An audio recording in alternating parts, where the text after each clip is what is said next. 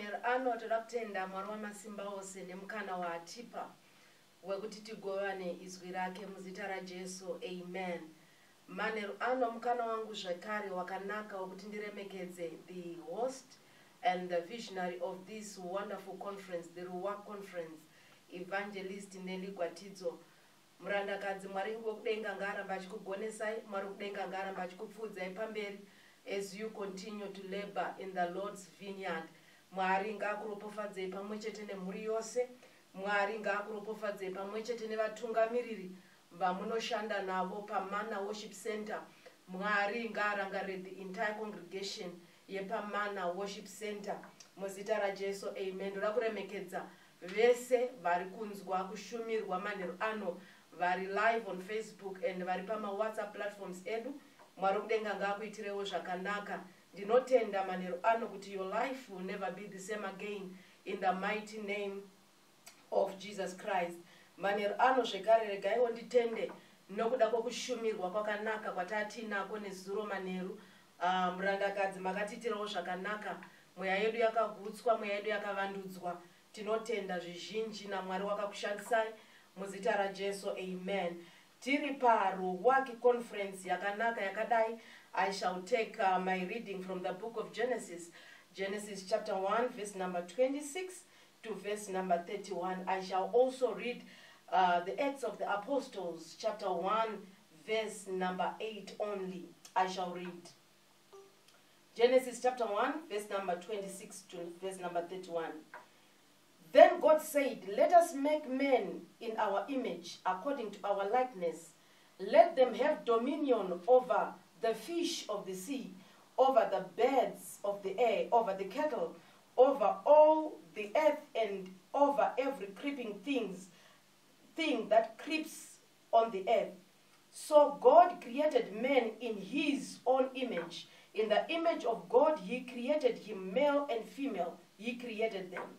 Then God blessed them, and God said to them, "Be fruitful, multiply, fill the earth and subdue it. Have dominion over the fish of the sea, over the birds of the air, over every living thing that moves on the earth." And God said, "See, I have given you every herb that yields seed, which is on the face of all the earth, and every tree whose fruit yields seed. To you it shall be for food. Also to every beast of the earth, to every bird of the air, and to everything that creeps on the earth, in which there is life, I have given every green herb for food." And it was so. Then God saw everything that he had made, and indeed it was very good. So he saw the evening and the morning were the sixth day. I shall also read the Acts of the Apostles. Chapter 1 verse number 8, it reads, "But you shall receive power after the Holy Spirit is come upon you." Mwari aropafadze kuverenga kwezwi rake uye aramba achidaro muzita raJesu. Amen. Regai ndisvike pandinonamata. Baba, ndoda kutendai manheru ano nezita raJesu. Ndoda kutendai nemukana wamandipa wekuti ndigova neevhangeri yeupenyu nevanhu venyu. Ndoda kutendai Baba nekuzodza mudziyo wevhu. Ndoda kutendai Baba nekuzodza nzeve dzevese vari kunzwa vakateerera manheru ano. Nyasha dzenyu ngadzitifukidzire patiri kupinda patafura yakanaka yakadai muzita raJesu. Amen. Manheru ano tiri kupfuurira pamberi nemusangano wakanaka wakatumidzwa zita rekunzi Ruach Conference. Ruach Conference zvichingoreva musangano kana kuti conference yamwe yamutsvene. Kwandaverengesa kuna Genesis chapter 1 verse number 26 to verse number 31, tiri kuona munhu achisikwa naMwari kuna Genesis. Tiri kuona the original plan of God concerning men in the book of Genesis. Munhu ari kusikwa naMwari inotanga iri pfungwa, iri nhaurirano pakati pe the Trinity, pakati pe the Godhead vanotaurirana Mwari vatatu umwe chete kuti let us create men in our own image and likeness.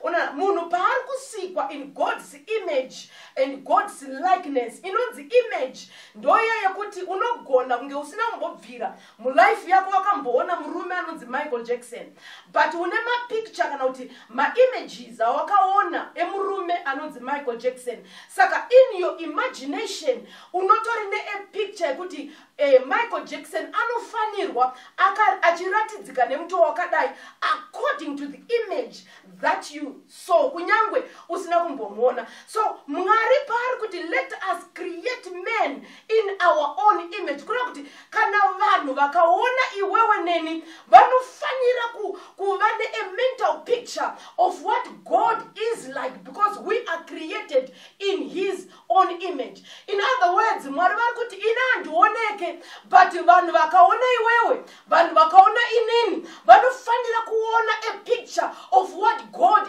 of what the invisible God is like. Mwari agumira ipapo anati let us also, we are not going to end per image, let us also make men in our likeness. Now when we talk of likeness, takutaura manje about the character of a person, or the character of a being. Tirikuti isusu Mwari vari kuti hunhu hwangu ngauonekwe pachinhu chandiri kusika. So munhu pari kuumbwa, pari kusikwa naMwari, ane zvinhu zviviri zvokutanga zvaari kutora kubva kuna Mwari. Ari kutora image, ari kutora hunhu hwaMwari. Oh my God, ndine vanhera nemanheranasi. Unoona umo hunhu hwaMwari hwaanoratidza at creation. Anoita inonzi creation ex nihilo.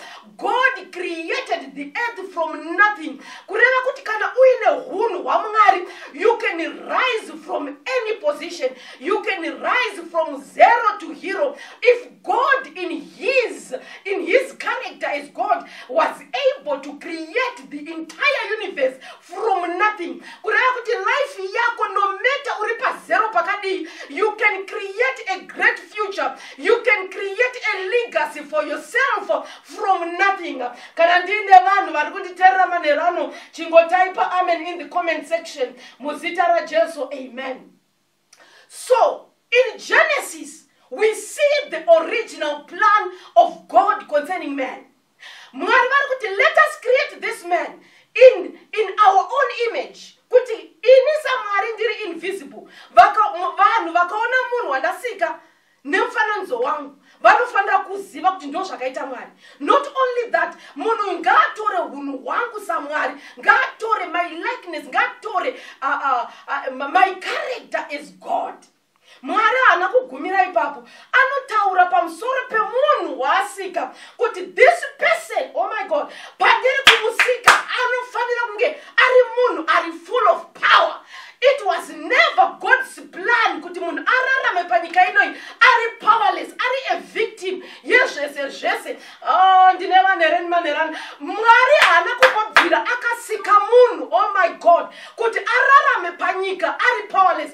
Dai zvaiva izvozvo kumavambo kuna Genesis, kwaingofanira kuzikanwa kuti Mwari wasika a powerless thing. But Mwari pakagara dare as Trinity, as the Godhead, apedza kutaura pamusoro pe-image ne-likeness, anoti hazvina kukwana. Let us give men power, let us give men rulership. You must have dominion over the birds of the air. You must have dominion over the fish of the sea. You must have dominion over cattle. You must have dominion over everything chinokambaira panyika. Oh, kana uchindinzwa manheru ano, chingokanda zvimoto mucomment section. Muzita raJesu. Amen. So Mwari paari kusika munhu, in the beginning he is a powerful being. He has dominion over the birds of the air. Ukaenda ku Old Testament pane murume anonzi Elijah anoratidza kamwe kaupenyu, so kanoratidza kuti he had dominion over the birds of the air. Anetsana naAhabhi nemukadzi wake ainzi Jezebheri, vakutsvaga kumuuraya. Elijah anoenda kurukova Kiriti, but ari ipapo ano-exercise his dominion over the birds of the air, his power over the birds of the air. Ari ipapo Bible shoko rinoti aifidwa negunguo ari ipapo, aifidwa the birds of the air. Gunguo raiuya nenyama yakagochwa nechingwa. Now gunguo pachezvaro zvinhu zviviri zvinoti chingwa nenyama. Iro gunguo pachezvaro rinofarira chingwa nenyama.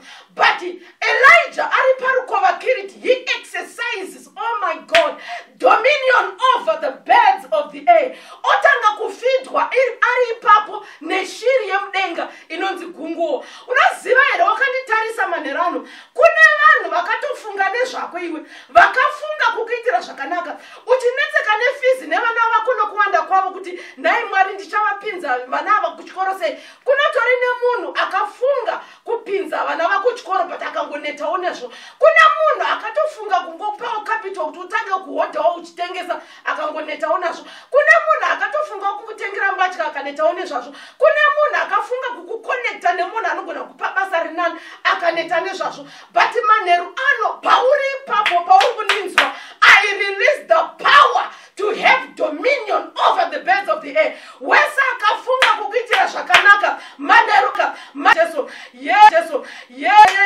ndine vanhu vari kundinzwa here manerano. Wese akafunga zvakanaka pamusoro pako ngazvizadzise nezita raJesu. Taramba makunguo anodonhedza breakthrough yako kusiriko. Chese chinonzi chako ngatisvike pauri nezita raJesu. Gunguo rinofanira kuuya the next miracle. Gunguo rinofanira kuuya next breakthrough yako ngarikulokete pauri ipapo manheru ano, in the mighty name of Jesus. Yeah, the bird of the air rinofanira kuuya nebasa rako ngarikulokete pauri ipapo nezita raJesu. The bird of the air that has your capital for business ngarikulokete pauri ipapo manheru ano. The bird of the air that has a business idea that is going to push you to the next level ngaikulokete manerano nezita raJesu. Mwana agumira ipapapo anoti have dominion over the fish of the sea. Now ukaenda mushoko raMwari kuNew Testament unosangana nemurume anonzi Peter. Peter vanoita toil the whole night vasina chavabata, but panosvika presence yaJesu palake Gennesaret pane zvinoitika zvinoratidza kuti pauya murume ane dominion over the fish of the sea. Peter was a professional fisherman. Kureva kuti aiziva time yadzinobatika neyadzisingabatike. Aiziva mhepo inounza fish nemhepo inodzinga fish. He was a professional pakuraurwa kwehowa. But panosvika Jesu on the lake, ambokumbira bhoti ravaparidza apedza kuparidza Jesu, anozoti kuna Peter, chikandai maneti enyu kwakadzika. Now chakaita kuti hove dziuye ishoko remurume rakazara power and dominion. Hove dzakauya kuneti, dzimwe dzikabva mumapasi pematombo, dzimwe dzikabva mumwena madzadziri, dzichiti tadaidzwa nemurume ane dominion. Manheru ano nezita raJesu chawadaidza ngachiuye mulife yako nezita raJesu. Bible shoko raMwari rinoti hove dzakazadza maneti kusvikira maneti adambuka. But hove instead yekuti neti ribate hove dzakanamatira paneti nokuti dzaiziva ngadzidaidza. The unfortunate part for Peter, akaenda kunoredza neneti ranga risina capacity yakakwana. Manheru ano ndauya kuzoparidza kwauri mudikani, kana wakuenda kubusiness enda neneti rakakura, kana wakuenda kubasa kwako enda neneti rakakura rine capacity to carry fish dzinodaidzwa nemunhu ataura neizwi rizere simba and dominion muzita raJesu. Amen. Ndinonzwa kukomborerwa nekuitirwa zvakanaka nemurume anonzi Moses. Moses achibuda muIjipita mela barena masika. Unaona Bible shoko raMwari rinoti paive nenyasha dzepfuma. Paive nenyasha dzepfuma dzokuti vakarongedza pfuma kubva kuvaIjipita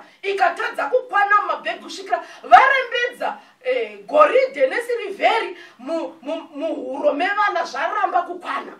This is the man, Moses. Nekuda presence ya Mwari yaifamba navo kwese kwavaienda. Anotaura project vari murenje kusina ari kuenda kubasa. Kuti Mwari ataura kuti tivake tabernacle. Mwari vataura kuti tivake nzvimbo yekuti tisangane navo. But Bible shoko raMwari rinoti kwakatorwa offering murenje.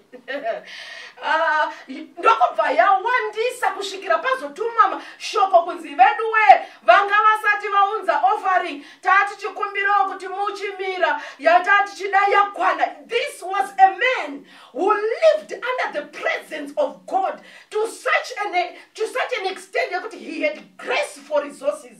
Maneru anopangira kuparidza munikani Mwari ngaakupe nyasha dzema resources. Where the presence of God is, there are resources. Where work is, there are resources.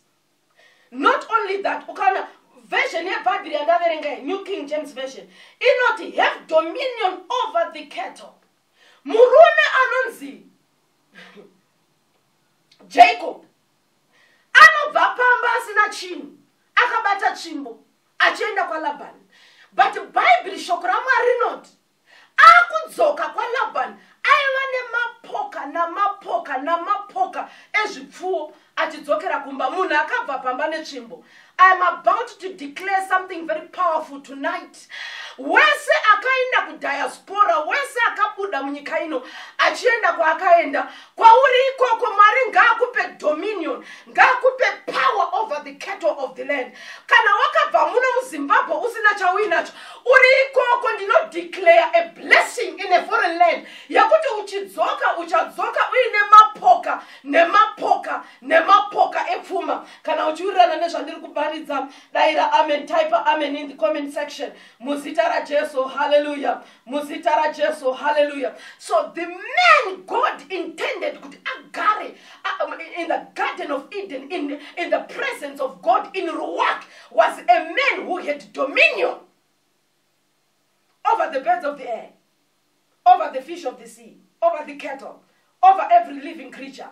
Maneru regane boparidza zvangu yala karena mahaya. Maneru tino declare power and dominion over nyoka dzevaro. Ipo pandiri kutoparidza pano nyoka dzevaro indinouraya nezita ra Jesu. Ipo pandiri kutoparidza pano zviremwa zvevaro indinouraya nezita ra Jesu. Ipo pandiri kutoparidza pano mapere tinouraya nezita ra Jesu. Ipo pandiri kutoparidza pano bere kana chidhoma ndezvimwe zvezvinokambaira. We have dominion over zvese zvinokambaira, zvidhofa, zvikwambo, you name it, nyoka dzavaroi. Maneru catch fire in the mighty name of Jesus. For we were given dominion over every living creature in the mighty name of Jesus. Hallelujah, hallelujah, hallelujah. So when Adam was in the Garden of Eden, the original man in God's mind, he had dominion, he had power. But due to disobedience, he lost that dominion. He lost that power. Mwari pavanoya ku garden. Nokuti Mwari vanga vaine tsika yekuya kuzofellowshipa na Adam in the coolness of the day. So when God comes in the coolness of the day, papindwa pa disobedience, padyiwa muchero usingafanirwa kudyiwa. Mwari vanobvunza Adam kuti ndeipi? Adam anoti mukadzi wamakandipa. Mukadzi wahasha wokupomera anoti nyoka. But nyoka painopomerwa yakaramba yakanyarara. Nokuti pese paitwa blame shifting, ndo kwaitova kushifta kwe dominion and power. Kusvika nyaya yaperera pakuti Satani ndiye anga akatakura dominion. Because paakapomerwa iye kuti nyaya dzamuri kuona idzi baba ndi Satani, hana munhu waakablema. Maneru Mwari ngaakupewo nyasha mulife yako. Urege kuva munhu anongoblema vamwe for your failures. Urege kuva munhu anongonongedza vamwe for your failures. Dai vasina kundibatsira, dai vasina kundinamatira, dai vakandinamatira, dai vakandibatsira, dai life yangu iri nani. Be your own man and stand on your 2 feet. Be your own woman and stand on your 2 feet and say, I'm believing God for my rising. I'm believing God for my breakthrough. I'm believing God for my tomorrow. I'm believing God for a brighter future in the mighty name of Jesus. Hallelujah, hallelujah. ndokune verse yatazoverengesa kunoko iri kuna Acts of the Apostles chapter 1 verse number 8. Now Jesus had to come as the second Adam to restore back power, to restore back dominion to man. Man lost because of disobedience, and dominion ikaramba ikaenda maoko a Satan, so much that vaifa before Christ came. Vese vaifa Jesus atauya vaenda maoko a Satan because dominion and power zvaiva maoko a Satan. So when Jesus comes after the finished work of Calvary, ndo paunonzwa kuti kuvadzidzi vake, ndoda kuti munogarira chipikirwa chemweya mutsvene, nokuti kana iye aburuka pamusoro penyu, you shall receive power. Ndoda kuti ndikuudze manheru ano kuti ungashayiwa zvimwe zvese mulife yako, but rega kushayiwa the ruwaka. Yandelere beta mahando. Murume anonzi John, he was illiterate, asingagonekana kunyora zita rake, but because of the presence of ruwak in his life, anonyora the book of Revelation. Yakuti even theologians akadzidza zvokudzidza zviye, they struggle to interpret the book of Revelation. Rakanyorwa nemurume aive under the influence of ruwak, but anga ari illiterate. Manheru ano ndauya kuzokuudza kuti your life can be significant. Your life can leave a mark of excellence panyika inovapenyu only if you allow yourself, only if you yield to the power of ruwak. In the mighty name of Jesus, hallelujah. Uchaona kuti in the Old Testament, the Ark of Covenant symbolized the presence of God, symbolized the ruwak. Areka iyi yambopambuka kuvafristi yako yakudzoka inotouraya vanhu. Pane murume akaibata achida kuitsigira achida kudonha ndobva atofa.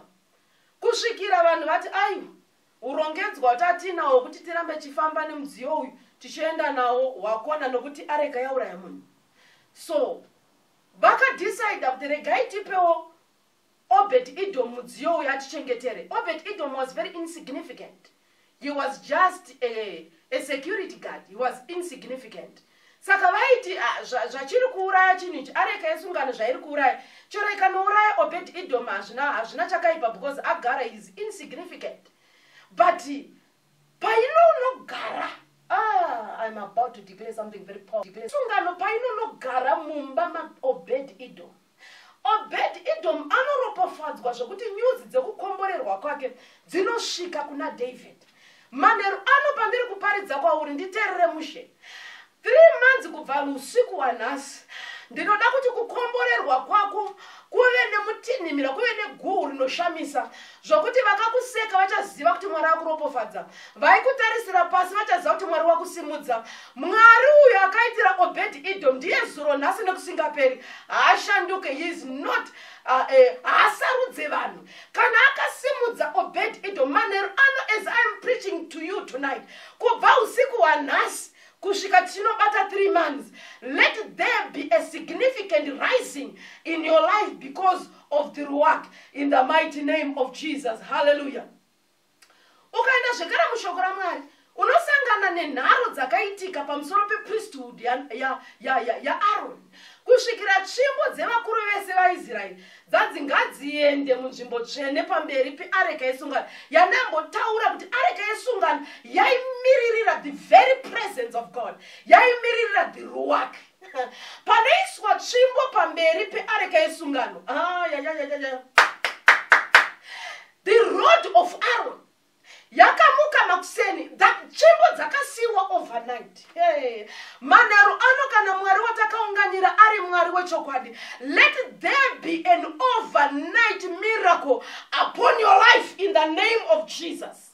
Tsvimbo padzinosiwa pamberi peareka kuti ruwak achiita zvaanoita. Manheru ano we expose you to the ruwak, the wind of God, the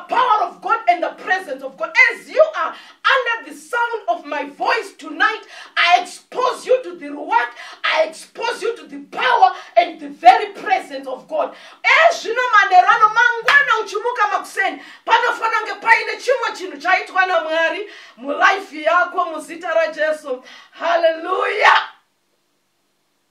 So chimbo dzinosiyiwa overnight.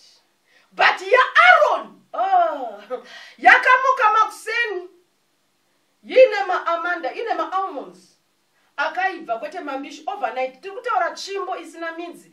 Kana ndofunga muti wakatemwa ukavezwa ukaiswa mukwa, but muti iwoyo wakamuka. Une mashizha, une maruva, une maalmonds akaibva overnight. Manero ano Mwari ngaashandure life yako. Kana life yako isina zvibereko zvainazvo chiita unge tsvimbo yakaoma, let there be fruits in your life. Ukaenda kubook ya Genesis, unonzwa Mwari vachitaura kuti be fruitful, multiply. I'm about to declare something powerful tonight. Kumuna ane life isiri fruitful. Hakuna makorokota unomboitwawo, hakuna chakanaka chinoitika mulife yako, chako kujega shayo uchisiririsa. Manero ano nezita raJesu mpenyu anorarama. I decree and declare fruitfulness upon your life in the mighty name of Jesus Christ. Oh my God. There is this man, the paralytic. Anorwara. Arwara zvokustadza kumuka kana kugona kuzvibatsira. 4 of his friends come to him. Ndobva vamutakura vakati murume uyu haana chimwe chaachada. Urwere hwemurume uyu hwaakuda the presence of God. Vanoenda naye vosvika pana Jesu pacho, vosvika padhoor hapasi kupindika, mawinda hasi kupindika, kusvikira vazoita solution kana no, isusu tiri kuda kuti tisvike pauvapo hwaJesu by any means. Manero ano ndiri kuda mutende akanditeerera anoti I want the presence of God no matter the cost. The presence of God no matter the cost. Iye Jesu ari mukati memba anoona kuti ndaakuwirwa nematombo nedust, but zvinoratidza kuti problem iri kuitika parufu. But atoziva kuti vanhu vari parufu ava havana chimwe chavari kuda, vari kuda presence yangu nanhamo yavaina. Nhamo yauinayo haichada kungopinda chechi chete. Nhamo yauinayo dambudziko rauinaro iri harichada kungoimba mahimu zvogumira ipapo. Situation yako haichangoda kungonzwa mharidzo zvogumira ipapo. Zvakuda kuti iwe mbune unyengetedze moyo wako kuenda in the very presence of God for a turnaround in your life. So varume vanomupinza neparufu vakati zvemuridzi wemba hatinei nazvo, but situation yemurume tikasapinda muvapo hwaMwari his life will not change. Manero ano ndauya kuzoparidza vanhu vane upenyu huri hopeless. Ndauya kuzoparidza kuvanhu vane suicidal thoughts. Ndauya kuzoparidza kuvanhu vasina chakanaka chavari kutarisira mulife yavo. Ndauya kuzokuudza kuti there is hope for you.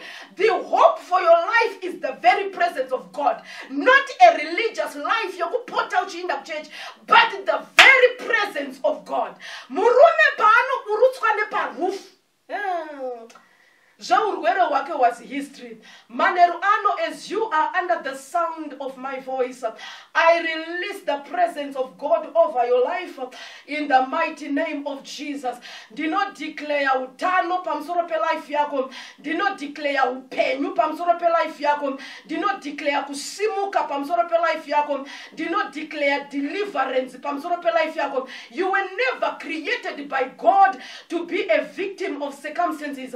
The original man in God's mind, according to Genesis, is a man who walks in power, a man who walks in dominion.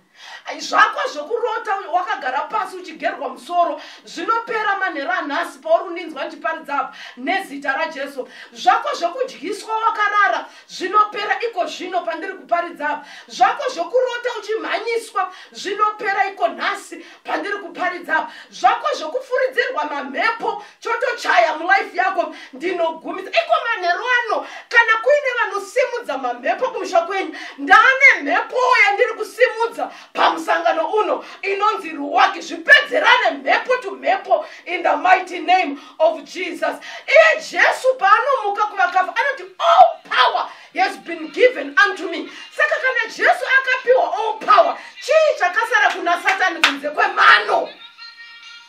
Yakala barena mashika. Even the woman with the issue of blood. Hey, yale korena masanda. Akaziva kuti ndaedza zvose. Akazama zvese zvaigona kuzama kuti ararame. But Bible shoko raMwari rinoti akanyanyiswa. The presence of God ndo inogona zvatadzwa nevanhu. Kana mwana marova mukatadza kuti aite mwana kwaye akuda the presence of God. Iko pandiri kuparidza manheru ano kana uri padhuze nevana vako ndinoda kuti uise maoko ako pamusoro pevana vako. Pauri kuisa maoko ako pamusoro pevana vako, the work, the power of God is transforming their lives in the mighty name of Jesus Christ. Mukadzi uyu akaziva kuti marwariro andaita ndaedza zvose kuti ndirarame but zvichiramba. Zvakuda presence of God. Zvakuda the work for my life to change again. Bible shoko raMwari rinoti akanzwa kuti Jesu unopfuura akati aiwa kana iye Mwari neuvapo hwake achinzi ari kuuya muarea, my last hope is his presence. Ndauya kuzoparidza kumunhu manherano anoti upenyu hwangu mufundisi is a miserable life. My life is miserable. My life ndeye misodzi nekusuwa nekuchema. I've got a message for you. If you expose yourself to the presence of God, your life can turn around for the better. Iko manheru ano, I decree and declare a divine turn around upon your life in the mighty name of Jesus. Zuva remangwana richibuda ngaribude rakatakura munana wako. Zuva remangwana richibuda ngaribude rakatakura anza yelife yako. Zuva remangwana richibuda ngaribude rakatakura makorokota ako. Kana uchindinzwa uchitenda bhangeri andiri kuparidza manheru ano, ndinoda kuti utaipe amen. Ndinoda kuti uise zvimoto mucomment section muzita raJesu. Hallelujah. Muzita raJesu. Hallelujah. Mukadzi uyu anoti, if I can only touch the hem of his garment, if I can only expose myself to his presence, if I can only expose myself to the work, my life will never be the same again. Panonobata mpendero wenguo ya Jesu. Bible shoko raMwari rinoti tsimere ropa rakapwa. Ndinotaura kupwa kwetsimere matambudziko ako in the mighty name of Jesus. The man in God's mind, according to Genesis, was not a lonely man. Mwari vakaona kuti tikaswera chingoita zvemaprayers nemurume anopedzera kubhoikana neni, regai ndimutsvagirwawo shamwari, ndokubva pasikwa Eve. Manheru ano pandiri kuparidza apa, Mwari ngaakupewo nyasha, akupewo mudzimai, akupewo murume. Kunze kwedu isu vafundisi tisinotenderwa kugara tega nokuti we are married to the church. Hallelujah. Manheru ano, as I conclude, it is not over until you expose yourself to the work. Pauri papo manheranas. Erabashika yabakos. Ndinoda kuti usumudze maoko ako pauri ipapo. Ndatopedza kuparidza. Ndinoda kuti usumudze maoko ako pauri ipapo. Uchitenda nokurevesa. Pandiri kuzonamata ndiri kuno, distance is not a barrier. I want you to believe tonight that God is going to touch your life in a special way. I want you to believe tonight that God is going to touch your business in a special way. I want you to believe with me tonight that God is going to touch your ministry in a special way. I want you to believe with me tonight that God is going to restore your marriage in a special way. I want you to believe with me tonight that God is going to open doors of supply in your life. God is going to supply your needs from strange sources. I want you to believe with me tonight that God is going to make you a star and spauri papa whether uri pai kana uri mumota kana uri lounge kana uri bedroom mako kana uri kubasa, wherever you are, I'm about to pray. I believe kuti ndichipedza kunamata, your life will never be the same again. Baba nezita raJesu, Ndinokutendai panguva ino yemadekwana ano. Ndinokutendai baba nemusangano. Kudzoserwa simba. Musangano wokumisikidzwa panzvimbo. Musangano wokuti munhu ave nechimiro chamakagara makafunga imi saMwari kubva kumavambo. Manerano baba nezita raJesu. Wese akasimudza maoko uri Evha kwaari. Nyasha dzenyu ngadzimubate nekubata kukuru kunoshamisa. Vanorwara ngavapore manerano nezita raJesu. Vanochema ngavanyaradzwe manheru ano nezita raJesu. Vakasuwa ngavapiwe mufaro manheru ano nezita raJesu. Supply your needs according to your riches in glory. Supply their needs according to your riches in glory. Manerano Mwari, let there be a turnaround in their life. Manerano baba nyasha dzinoshamisa ngadzibate ushe pamusoro poupenyu hwavo. Ndanamata nekutenda muzita rababa neremwanakomana neremweya mutsvene. Amen. Tonight we are back again 8 p.m. Evangelist Nelly Gwatidzo will be with us. Don't miss. God bless you.